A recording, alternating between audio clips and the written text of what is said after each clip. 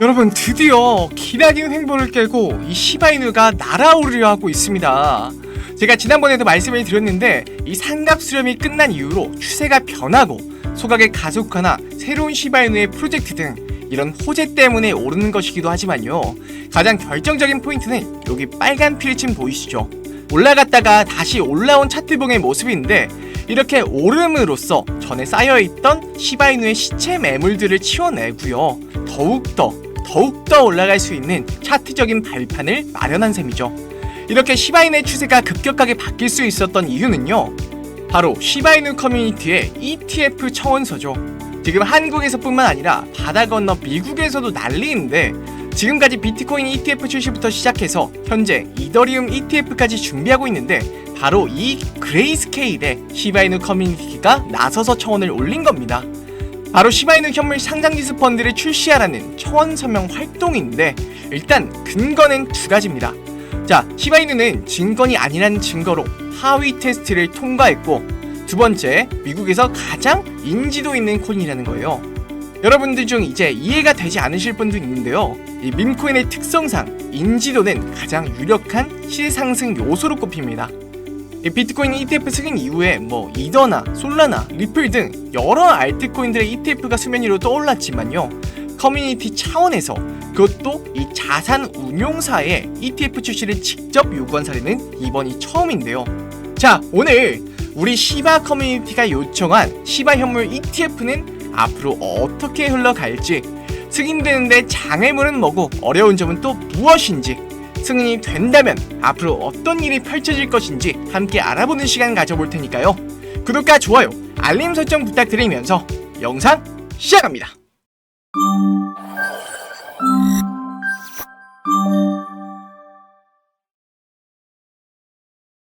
비트코인 ETF가 통과되면서 이제 알트코인 ETF 얘기가 계속해서 나오고 있죠. 제가 시바 ETF 얘기를 드렸는데, 이 얘기가 나온 배경에 바로 이더리움, 리플이 있습니다. 이 이더 같은 경우는요, 현재 ETF를 여러 자산운용사가 승인 신청 중에 있고요, 이 리플 같은 경우는 ETF 승인을 위해 관계기관과 손잡고 내부 회의를 하는 중이라는데, 아마 SC와의 소송 중에 있기 때문에 쉽지는 않을 것 같습니다.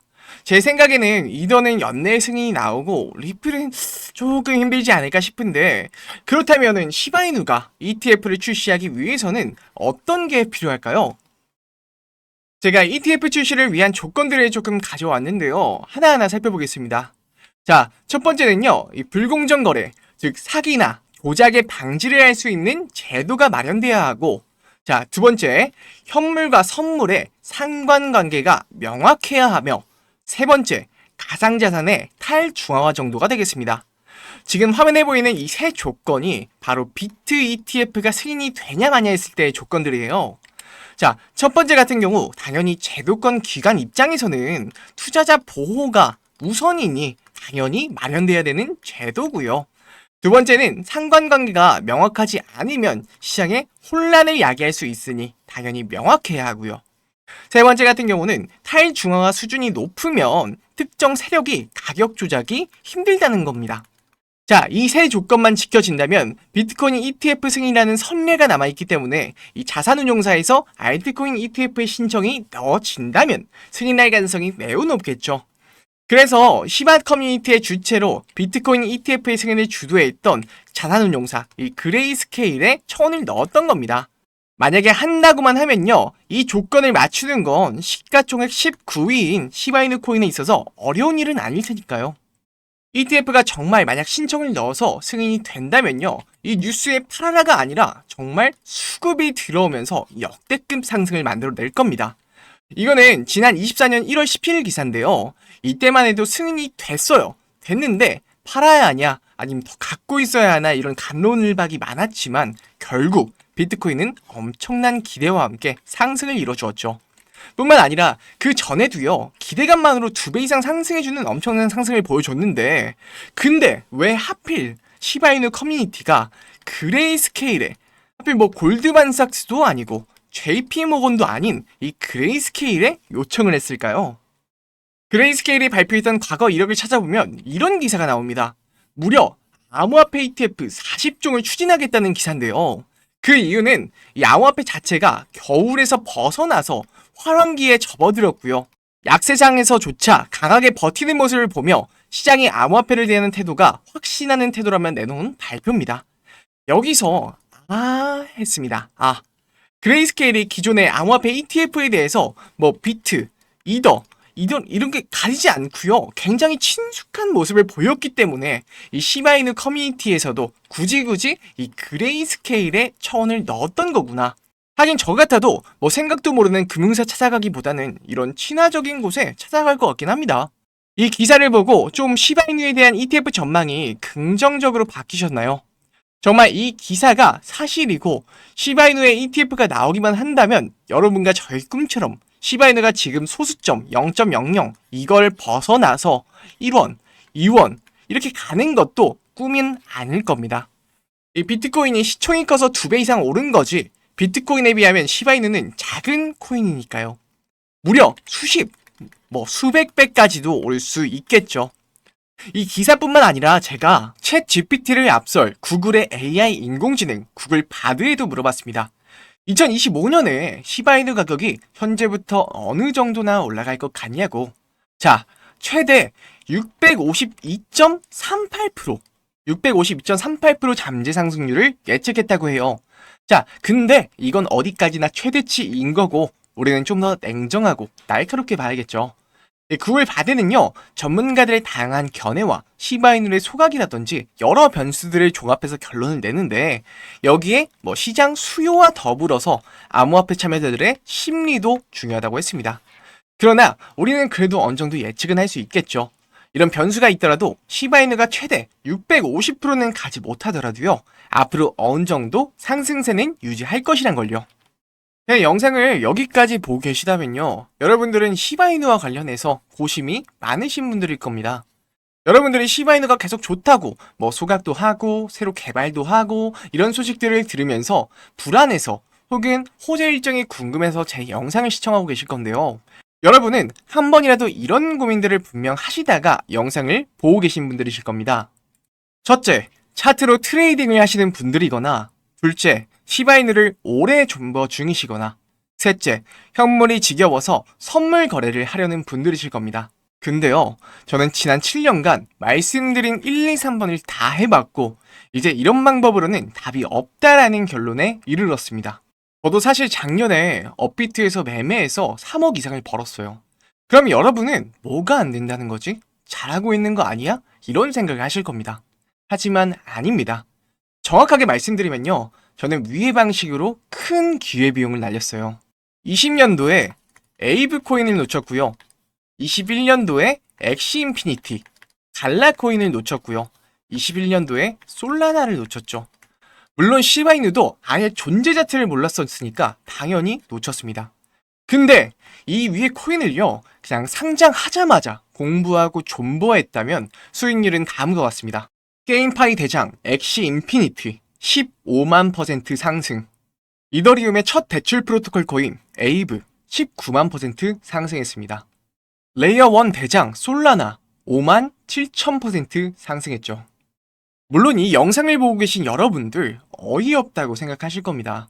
그걸 잡는다는 가정이 말도 안 되는 거 아닌가라면서요. 저도 그렇게 오랫동안 생각했습니다. 시장에는 알파가 없으니까 모니터 3개 놓고 차트 돌려보면서 타점이 오면 매수하고 타점이 오면 매도하고, 그게 제 전략이었으니까요. 하지만 바로 이 사건 이후로 제 삶에 중요한 변화가 일어났습니다. 제 지인 중에 2021년에 코인판에 들어온 코린이 한 명이 있었는데 처음엔 아무것도 모르고 업비트, 빗썸에서만 트레이딩을 했었죠. 당연히 잃고 따고 반복이었으며 저러다 그냥 끝날 줄 알았는데 어느 순간 에어드랍을 해본다더니 인터넷을 뒤지면서 이런 거 저런 거를 따라하기 시작했습니다. 그러다가 블러라는 지금 업비트에도 상장되어 있는 이 코인을 에어드랍 받아서 약 3천만 원이 넘는 수익을 올렸죠. 그것도 차트도 백서도 아무것도 보지 않은 채로 말이죠. 전 그때 그래도 시드가 3억은 됐으니까 그냥 초심자의 행운이라고 여겼습니다. 그 뒤에도 아비트럼, 각종 NFT 드랍으로 1억 원이 넘는 수익을 올리면서 뭔가 이상하다라는 생각이 들기 시작했어요. 그러다가 결정적인 계기를 맞게 됐는데 그 친구가 베팅해 놓은 500만 원이요. 떡상에서 전체 시드가 10억 원이 넘어버린 것이죠. 저는 축하한다는 덕담을 하기도 전에 너무 배가 아파서 눈이 돌아버렸습니다. 항상 쓰레기, 스캠코인, 잡코인이라고 불렸던 것들이 수십, 수백 배 떡상을 해버리니까 트레이더로서 자존심이 상하면서도 인정하고 싶지 않았던 거죠. 지금도 그 친구는요, 저평가된 코인들을 계속해서 소액으로 담고 있어요. 그 친구는 지나가는 말로 한번 100억을 찍어보고 싶다라고 얘기했고, 제 마음도 동시에 요동쳤습니다. 그냥 그 친구가 하는 말 흘려대지 않고 단돈 10만원, 100만원만 없다 생각하고 넣었어도 제 인생도 같이 바뀌었을 거예요. 그러면서 저는 한 가지 결론을 내렸습니다. 아, 차트를 하루 종일 보고 매매하는 게 답이 아니구나. 작은 돈으로 가능성에 투자하는 게 나에게 1000배, 10,000배, 10만 배의 수익을 가져다 주는구나. 제가 얻은 3억 3천? 절대 작은 수익은 아니지만요. 저는 그 와중에 엄청난 손절의 고통과 불면증, 스트레스를 수업료로 내왔고 억 단위 거래 수수료에 비하면요. 그저 그런 수익률을 냈을 뿐이에요. 하루에 많으면 15시간씩 컴퓨터 앞 차트에만 있었으니까요. 결국 수익을 결정짓는 가장 큰 항목은 차트가 아니라 종목입니다. 새로운 테마를 공부하지 않고 가만히 앉아있기만 하면 여러분은요, 무조건 잃습니다. 잃을 수밖에 없어요. 근데 물론 제가 위험을 감수하라는 얘기는 아닙니다. 그렇다고 쉽다는 얘기도 아니고요. 그렇지만 적어도 여러분의 인생을 바꾸고 싶다면 이제 코인 존버는 그만하고 정말 10,000% 이상 종목들을 오르기 전에 잡고 싶다. 정말 나도 소문의 주인공이 돼서 한번 떵떵거리면서 살아보고 싶다 하는 분들은요. 지금 화면에 보이는 제 개인 번호 010-2519-9980으로 역전이라고 문자 남겨주세요. 대체 어떤 종목을 사야 내가 10,000원, 20,000원이라는 돈으로 리스크를 적게 가져가면서 소액으로 100배 이상의 가능성을 얻을지, 어디서 뭘 어떻게 할지 모르겠다고 하시면요. 제가 전부 다 알려드리도록 하겠습니다. 굳이 안 사셔도 됩니다. 이 종목 그냥 관심 종목에만 넣어놓고 대체 어떻게 변하는지 관찰만 하셔도 상관없어요. 그러나 유튜브에는 종목 공개 안 합니다. 차트도 공개 안 해요. 제 번호로 개인적으로 연락 주신 분께만 공개해드리겠습니다. 코인을 하고 있는 여러분이라면요. 위험은 무조건 짊어져야 합니다. 세상에 리스크 없는 투자는 없어요. 있다고 하면 그건 무조건 사기입니다. 그러나 리스크를 적게 나눠서 짊어지고 수익을 얻을 수 있는 방법은 존재합니다. 010-2519-9980 딱 선착순 10분께만 이 방법을 알려드리도록 하겠습니다. 저와 함께 부의 추월 차선에 탑승하고 싶으시다면 바로 연락 남겨주세요. 감사합니다.